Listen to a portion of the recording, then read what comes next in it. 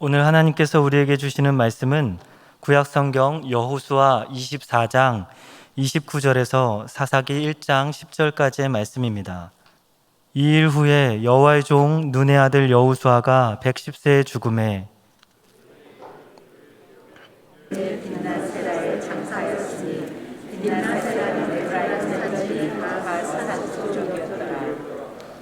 이스라엘이 여호수아가 사는 날 동안과 여호수아가 뒤에 생존한 장로들 곧 여호와께서 이스라엘을 위하여 행하신 모든 일을 아는 자들이 사는 날 동안 여호와를 섬겼더라.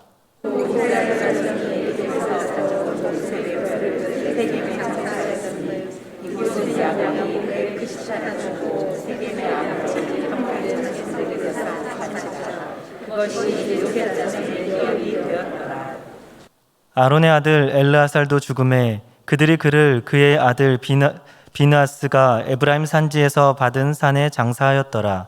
여호수아가 죽은 후에 이스라엘 자손이 여호와께 여쭈어이르되 우리 가운데 누가 먼저 올라가서 가나안 족속과 싸우리까. 여호와께서 이르시되 유다가 올라갈지니라. 보라, 내가 이 땅을 그의 손에 넘겨 주었노라 하시니라.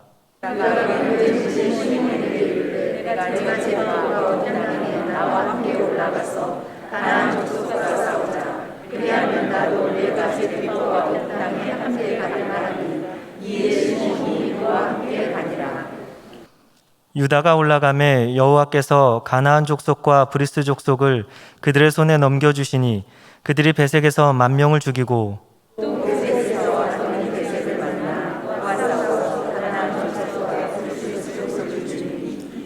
아도니 베색이 도망하는지라. 그를 쫓아가서 잡아 그의 엄지손가락과 엄지발가락을 자르매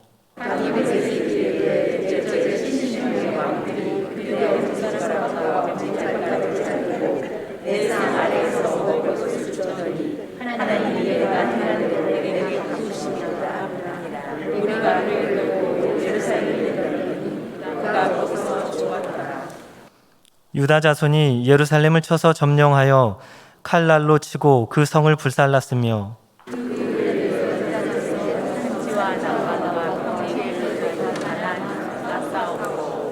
함께 읽겠습니다. 유다가 또 가서 헤브론에 거주하는 가나안 족속을 쳐서 세세와 아이만과 달메를 죽였더라. 헤브론의 본 이름은 기럇 아르바였더라. 아멘.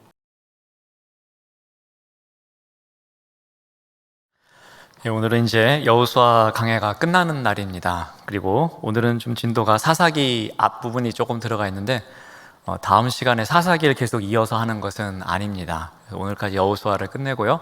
그리고 다음 주하고 또 고난주간은 잠깐 강해는 방학을 하고 부활절이 지난 다음부터 또 성경 한 권을 정해서 강해를 시작하도록 하겠습니다. 모세 오경이 끝나는 이 신명기의 마지막 장에 이 모세의 죽음에 관한 기록이 나옵니다. 우리 신명기 34장 4절에서 5절 말씀을 봅니다. 여호와께서 그에게 이르시되 이는 내가 아브라함과 이삭과 야곱에게 맹세하여 그의 후손에게 주리라 한 땅이라 하면서 이 마지막으로 땅을 보여줍니다. 그런데 내가 내 눈으로 보게 하였거니와 너는 그리로 건너가지 못하리라 하시매 이에 여호와의 종 모세가 여호와의 말씀대로 모압 땅에서 죽어라고 기록하고 있습니다. 그러니까 약속의 땅을 건너지 못하고 멀리서나마 바라본 이 모세의 죽음이 나옵니다. 근데 이 죽음이 담고 있는 의미가 무엇이겠습니까? 이것은 출애굽 1세대의 40년의 광야 생활이 끝났다는 것을 암시하고 있는 것입니다. 이제 그들의 시대가 막을 내리고 새로운 시대가 준비되어 있다는 것을 나타냅니다. 그러니까 모세의 죽음을 통해서 지금까지는 어떠한 일이 있었는데 이제는 그 일이 마무리되고 그 다음으로 새로운 일이 있음을 기대케 한다는 것입니다. 그러니까 모세의 이 마지막 죽음을 다룬 이 신명기 34장을 읽으면 참 마음이 아픕니다. 그리고 모세의 마음이 느껴지기도 합니다. 야, 이렇게 오랜 시간 동안 고생했는데 그 강 하나만 건너갔다 오지 왜 이렇게 못 가는가라는 마음이 들기도 합니다. 그런데 여기까지였던 거였습니다. 그 이후에 이제 새로운 세상에 대한 기대를 갖게 합니다. 근데 이 시작을 어떻게 하느냐면은 우리가 여호수아서 1장을 강해할 때에 이렇게 시작을 했습니다. 우리 여호수아서 1장 1절 말씀을 보면은 여호와의 종 모세가 죽은 후에 여호와께서 여호수아에게 말씀하여 이르시되로 시작을 했습니다. 그러니까 모세의 죽음으로 끝나고 또 모세의 죽음으로 시작하는 것을 보게 됩니다. 그러면서 이 신명기와 여호수아가 연관성이 있음을 말해줍니다. 이 신명기와 여호수아서의 이 연관성은 바꿔 말하면은 이 모세와 여호수아의 연관성을 이야기하는 것입니다. 즉 모세의 권위와 위상이 그대로 여호수아에게 이전됨을 이야기합니다. 그 이전에 있었던 모세의 리더십이 똑같이 여호수아에게 전해지고 있음을 이야기합니다. 그래서 여호수아서에서는 이 반복해서 강조합니다. 이 모세의 지도권이 이 두 번째 지도자인 여호수아에게 그대로 양도된 것을 이야기합니다. 우리 대표적으로 한 두 구절만 찾아보면은 우리 여호수아 3장 7절입니다. 여호와께서 여호수아에게 이르시되 내가 오늘부터 시작하여 너를 온 이스라엘의 목전에서 크게 하여 내가 모세와 함께 있었던 것 같이 너와 함께 있는 것을 그들이 알게 하리라 합니다. 이 장면은 요단강을 건너기 직전입니다. 그때 여호와께서 여호수아를 격려하시면서 하신 말씀입니다.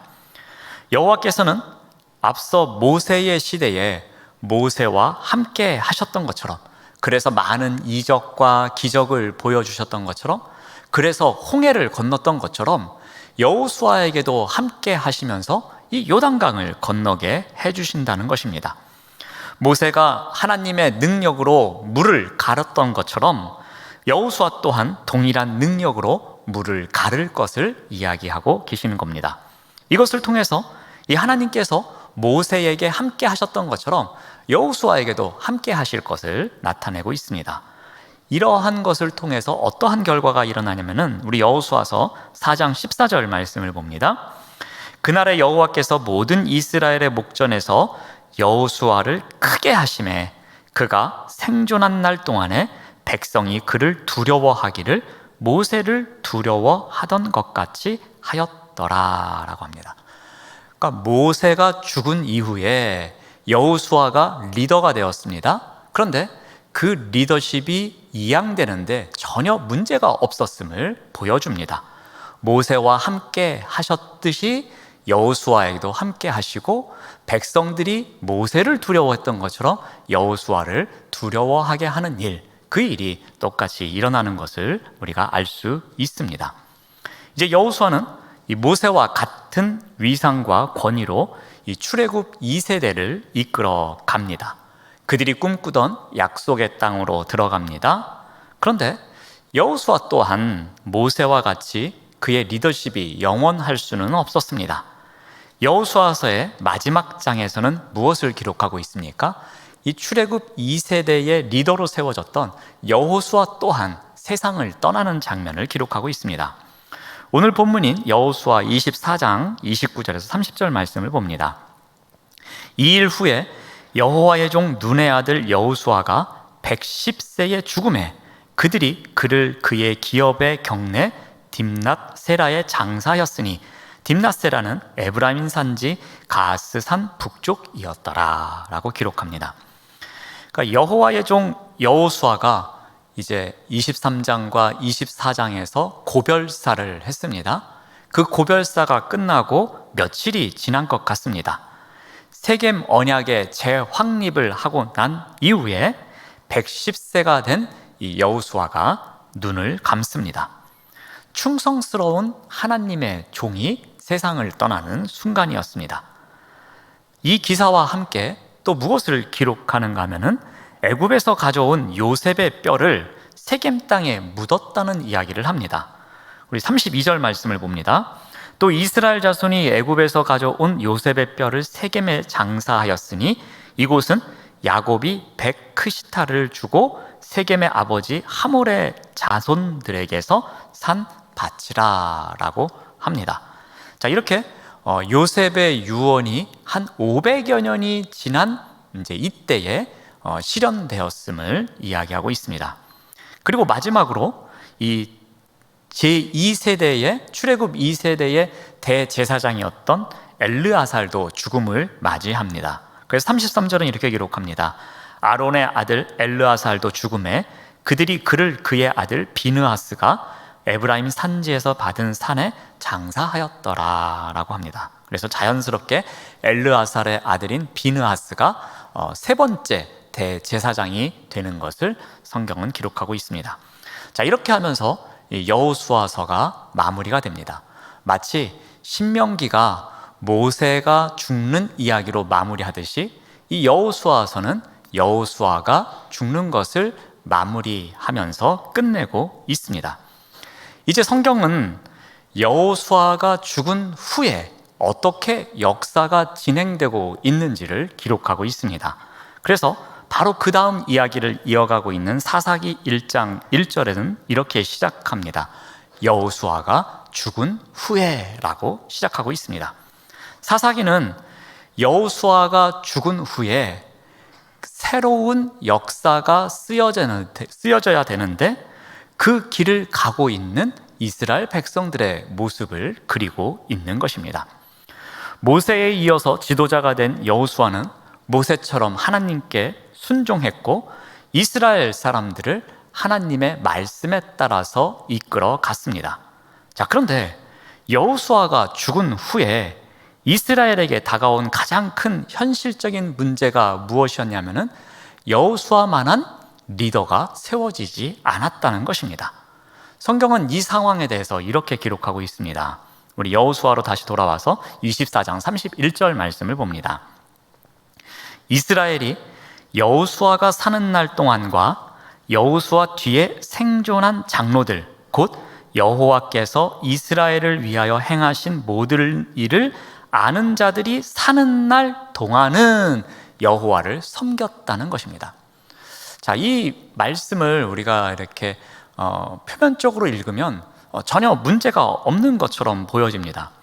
여호수아가 사는 날 동안에 전혀 문제가 없었다는 이야기입니다. 또 그와 함께 있었던 장로들이 같이 있을 때도 문제 없었습니다.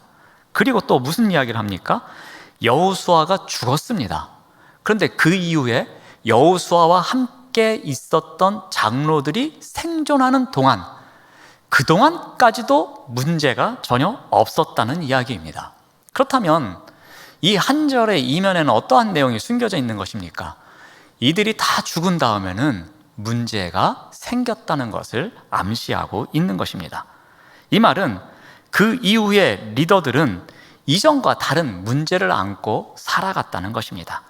여호수아가 생존 시에 그리고 그와 함께 활동했던 장로들이 살아있을 때에 그때는 아무 문제가 없었지만 이들이 죽은 이후에는 뭔가 문제가 발생하고 있음을 성경은 암시하고 있는 것입니다.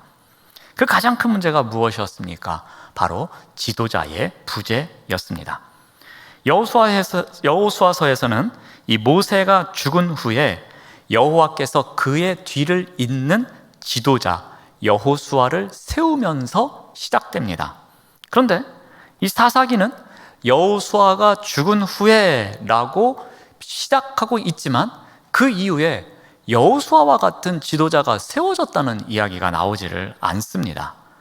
계속되는 지도자의 부재 속에서 이스라엘 자손이 어떻게 살아가는지를 보여주고 있는 것입니다. 그래서 우리 사사기 1장 1절 말씀을 다시 보면은 이스라엘 자손이 여호와께 여쭈어 이르되 우리 가운데 누가 먼저 올라가서 가나안 족속과 싸우리이까? 라고 질문을 던집니다. 그런데 이 질문을 또 자세히 들여다보면 왠지 불안해 보입니다. 하나님께 질문을 하고 있지만 이들의 질문 가운데에 이런 표현이 있습니다. 여호와께 여쭈어 이르되 우리 가운데 누가 먼저 올라갑니까? 라고 묻고 있습니다. 만약에 여호수아 같은 지도자가 있었다면 이런 질문을 하지 않았을 것입니다. 그런데 여기에 우리 가운데라는 것을 좀 직역을 하면 우리를 위하여라고 바꿀 수가 있습니다. 즉, 이 전쟁에서 우리를 위하여 누가 먼저 앞장서겠느냐라는 것입니다. 그만큼 적합한 지도자가 부재하고 있음을 나타내고 있는 것입니다. 이 지도자가 없는 불안 속에서 드디어 이제 이 질문에 대한 여호와의 답변이 나옵니다. 우리 2절 말씀을 보면 여호와께서 이르시되 유다가 올라갈지니라 보라 내가 이 땅을 그의 손에 넘겨주었노라 라고 말씀하십니다. 자, 유다가 올라가라 라는 답변은 어떤 의미가 담겨져 있겠습니까? 그것은 유다가 앞장서서 이스라엘 백성들을 잘 이끌어서 이 나머지 전쟁을 마무리할 것을 말씀하시는 것입니다. 이것은 이스라엘 전체를 위한 지도자격인 지파로 유다 지파를 세우셨다는 것입니다. 그런데 유다 지파는 어떻게 합니까? 전체 지파를 또 지도하기에는 자신들의 마음이 어딘가 부족하다고 생각을 했던 것 같습니다. 그래서 누구를 찾습니까? 친형제 지파인 시므온 지파를 찾습니다. 그래서 1장 3절 말씀을 보면은 유다가 그의 형제 시므온에게 이르되 내가 제비 뽑아 얻은 땅에 나와 함께 올라가서 가나안 족속과 싸우자. 그리하면 나도 내가 제비 뽑아 얻은 땅에 함께 가리라 하니 이에 시므온이 그와 함께 가니라 라고 합니다. 자, 유다는 자기 기업 안에 있는 시므온 지파에게만 동참을 요구하고 있습니다. 순종은 합니다.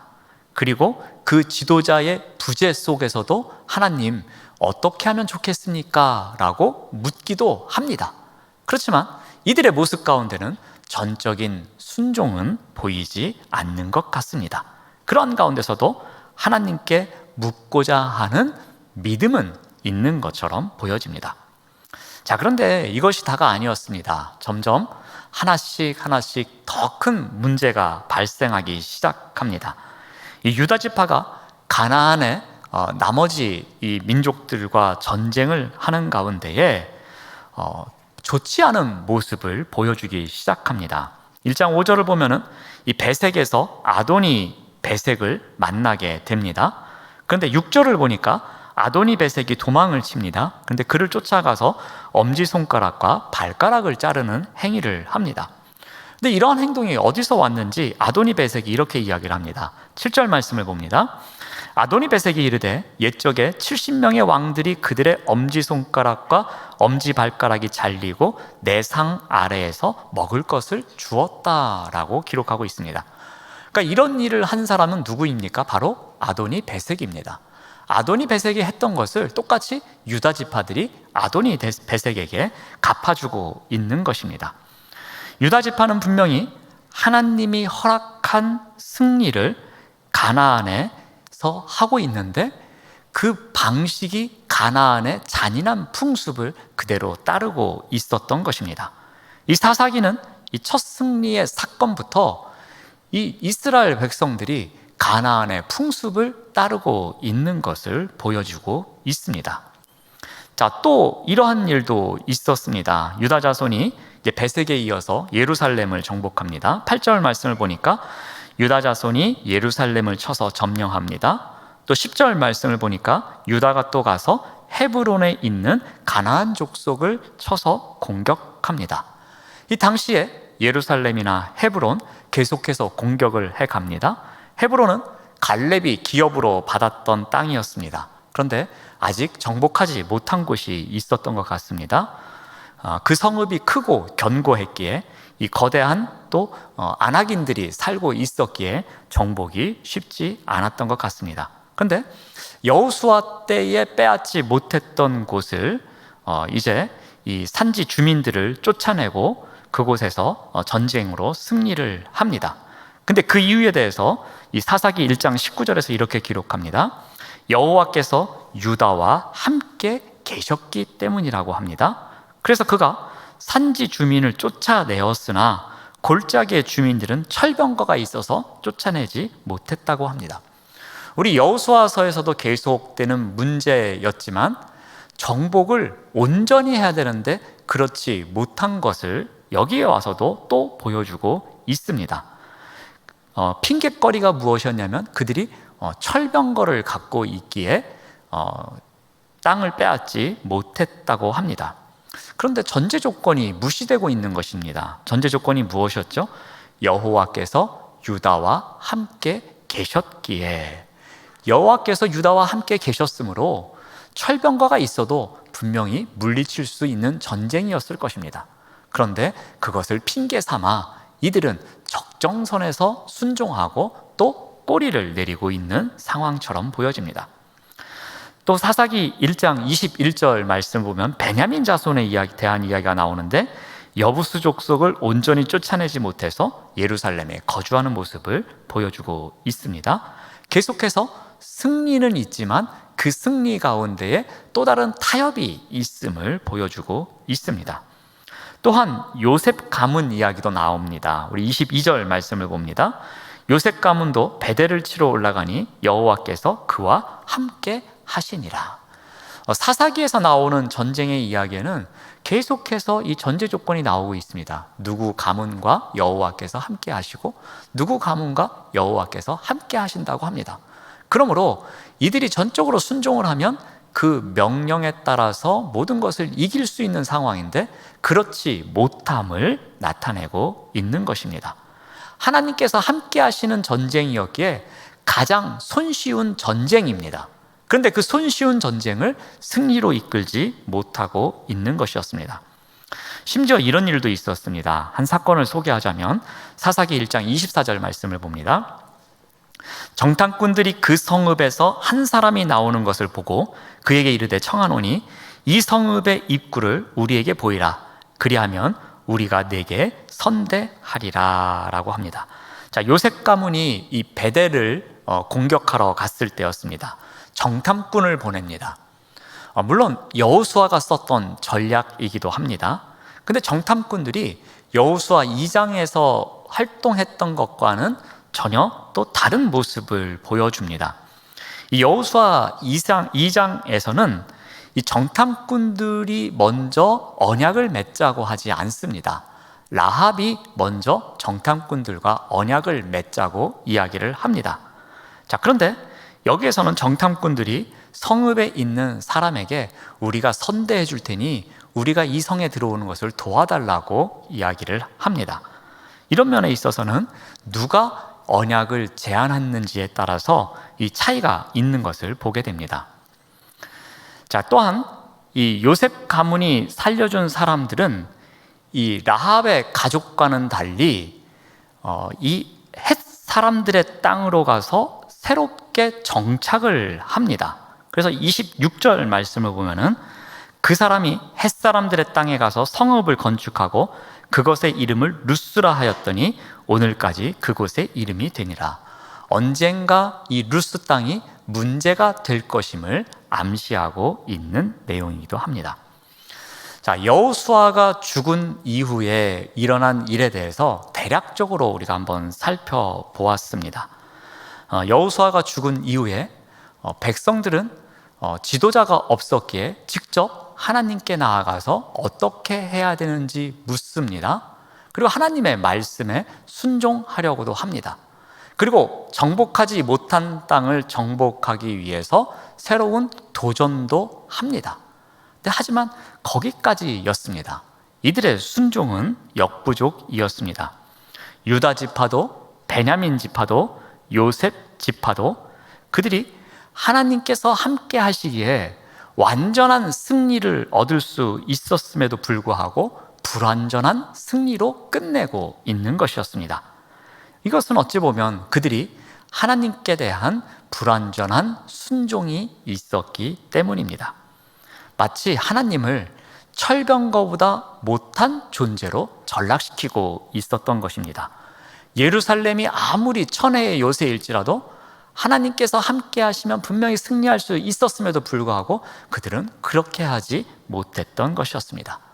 굳이 그들과 언약을 맺으면서 그들을 활용하지 않아도 이길 수 있는 전쟁이었음에도 불구하고 그들과 언약을 맺고 그들을 살려주고 그들로 인해서 올무가 되는 일을 만들었던 것이었습니다.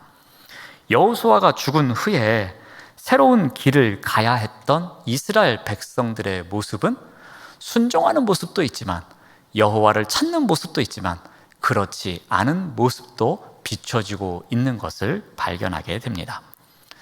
이 말씀을 통해서 한 두 가지 정도 우리가 교훈을 발견해 보고자 합니다. 여호수아가 죽은 후에 새로운 길을 걸어가야만 했던 그 백성들의 삶을 통해서 두 가지 우리가 한번 교훈을 발견하고자 하는데요.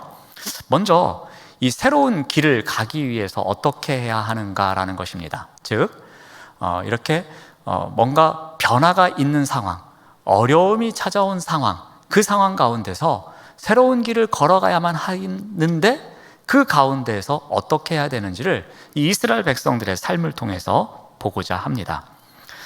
먼저 새로운 길을 위해 필요한 것은 이스라엘 백성도 그렇게 했듯이 이 하나님의 말씀을 사모하는 마음이 필요합니다. 어떻게 해서든지 이 상황 가운데서 하나님의 말씀이 우선되는 삶을 살아보겠다는 그러한 결단이 필요합니다.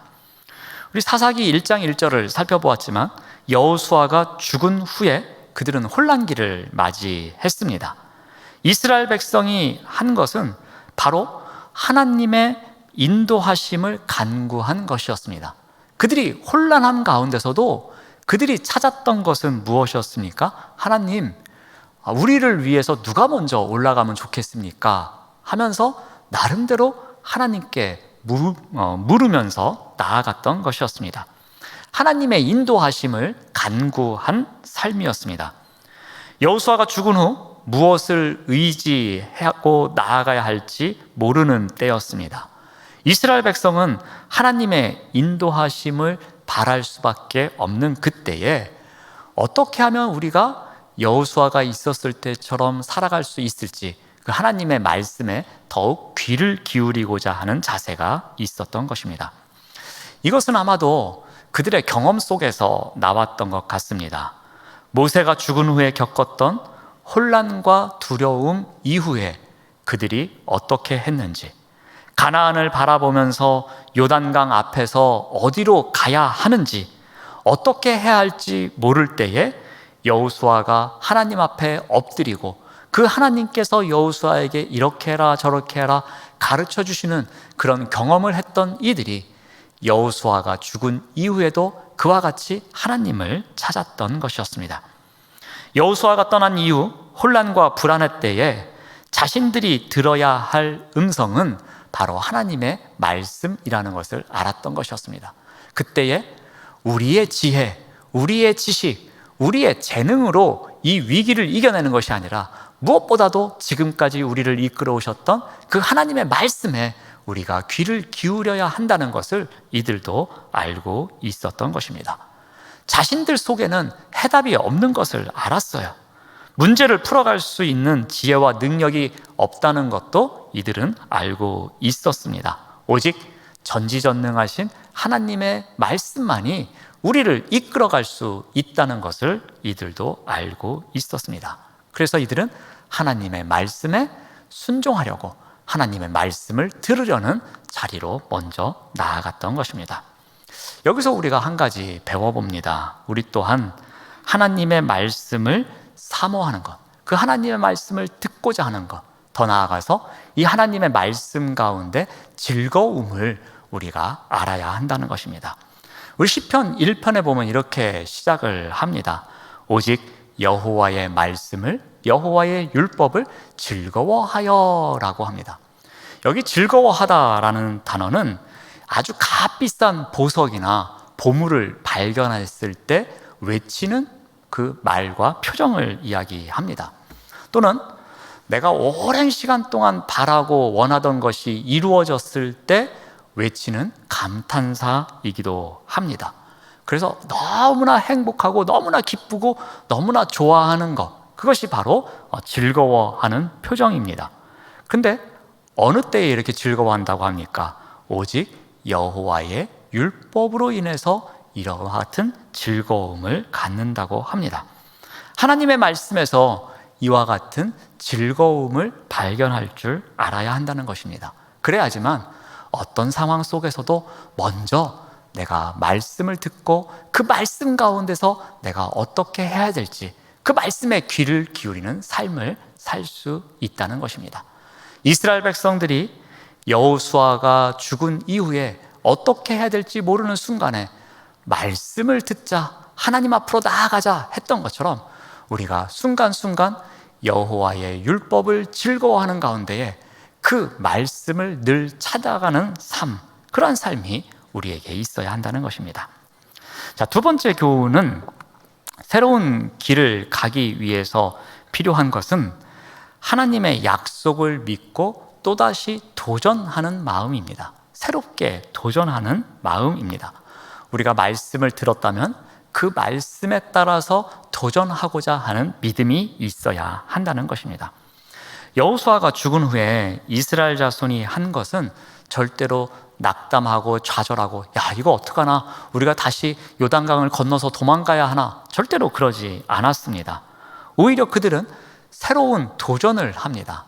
하나님, 우리가 어떻게 하면 좋겠습니까? 그랬을 때 유다에게 먼저 올라가라고 합니다.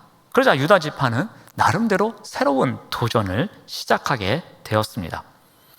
여호수아도 모세가 죽고 난 이후에 어떻게 했습니까? 낙담하고 두려워서 주저앉아만 있지 않았습니다. 그 두려움 속에서 아마 자기 장막 안에 들어가서 어떻게 해야 될지 고민도 했을 것입니다. 그렇지만 그 자리에서 하나님 앞에 무릎 꿇고 나아가며 하나님의 음성을 듣고자 합니다. 그리고 그 말씀에 따라서 새롭게 도전하는 삶을 살아갔던 것이었습니다. 갈렙은 어떠했습니까? 갈렙도 새로운 일을 시작하기에는 너무나 자신이 갖고 있는 환경이 좋지 않았습니다.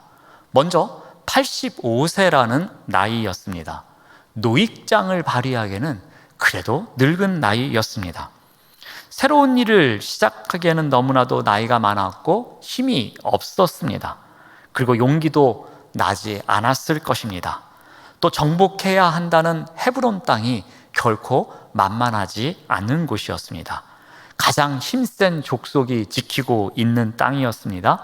견고한 성읍이 있고 무기로 장착되어 있는 곳이었습니다. 그러나 갈렙은 어떻게 합니까? 그 헤브론 땅을 향하여 새로운 도전을 일삼습니다. 이 또한 어떻게 가능했겠습니까?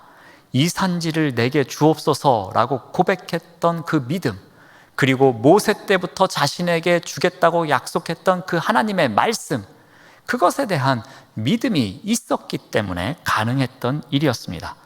현실과 자신이 갖고 있었던 그 능력 때문에 이루어진 일이 아니었습니다.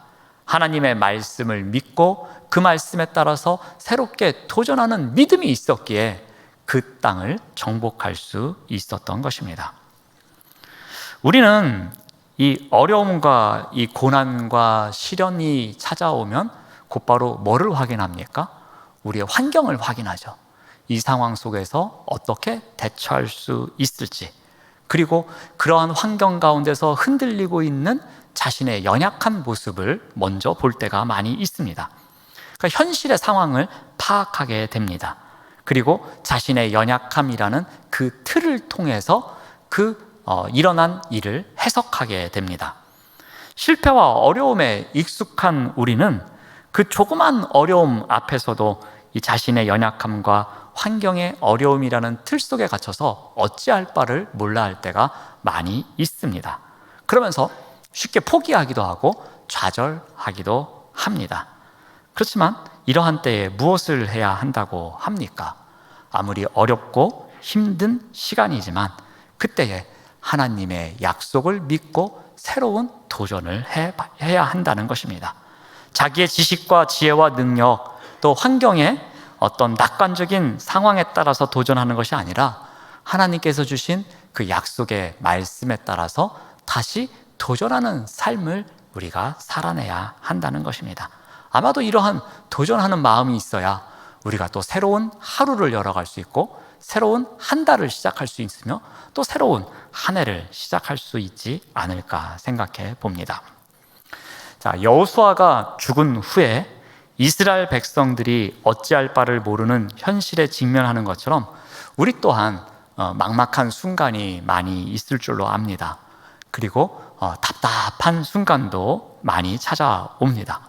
또 순간순간 더 이상 희망이 없을 때를 볼 때도 있습니다. 오늘 말씀을 통해서 우리가 여호수아를 한번 전체 마무리하면서 오늘 말씀을 우리가 한번 적용해 보았습니다. 여호수아가 죽는 것만큼 이스라엘 백성들에게는 큰 아픔이 없었을 것입니다. 그것만큼 더 큰 절망이 없었을 것입니다. 그런데 그 순간 가운데서도 그들은 어떻게 했습니까? 하나님의 말씀에 귀를 기울입니다. 내 자신 속에 해답이 없음을 우리가 인정하는 가운데 이러한 행동이 가능할 것입니다. 그래야지만 여호와의 말씀 가운데서 즐거움이 있음을 알고 그 말씀을 통해서 우리가 우리를 이끌어 가시는 하나님의 은혜를 발견할 수 있을 것입니다. 그 약속을 발견해야지만 우리가 다시 도전할 수 있을 것입니다. 그래야지만 우리를 향한 하나님의 역사를 다시 써나갈 수 있을 것입니다. 많이 어려운 때를 살아가고 있습니다. 우리가 여호수아를 통해서 그 어려움을 이겨내는 훈련을 우리가 조금씩 오랜 시간 동안 해왔습니다. 지금까지 여호수아를 24번 다루는 동안에 내용이 기억이 조금도 안 나시겠지만 그래도 여호수아를 다시 이렇게 읽으실 때는 내용이 조금씩은 기억날 것이라고 생각을 합니다. 여호수아와 이스라엘 백성들이 그 어려운 순간순간을 이겨냈던 그 장면들을 우리 마음속에 고이 간직하시면서 그 늘 말씀에 귀를 기울이면서 그 말씀에 따라 순종하고자 했던 그 백성들의 모습, 그리고 그 말씀에 따라서 하루하루 새로운 도전을 일삼았던 백성들의 모습이 우리의 모습이었으면 좋겠습니다. 때로는 우왕좌왕할 수도 있습니다. 갈팡질팡할 수도 있습니다. 절망하고 좌절하고 아니 어떻게 늘 말씀을 믿고서 따라갔는데 왜 이런 거야? 라고 실망할 수도 있습니다. 그럼에도 불구하고 우리는 말씀에 더욱 귀를 기울이며 그 말씀에 순종하며 살아가는 우리 모두가 되어야 할 것입니다. 기도하겠습니다. 하나님 감사합니다. 우리 앞에 어찌할 바를 모르는 상황이 펼쳐질지라도 하나님의 말씀에 귀를 기울이기 위해 더욱 무릎을 꿇게 하여 주시옵소서. 하나님의 약속의 말씀에 따라 다시 도전하는 삶을 살아가도록 그 믿음으로 걸어가는 우리의 인생길 되도록 인도하여 주시옵소서. 예수님의 이름으로 기도드립니다. 아멘.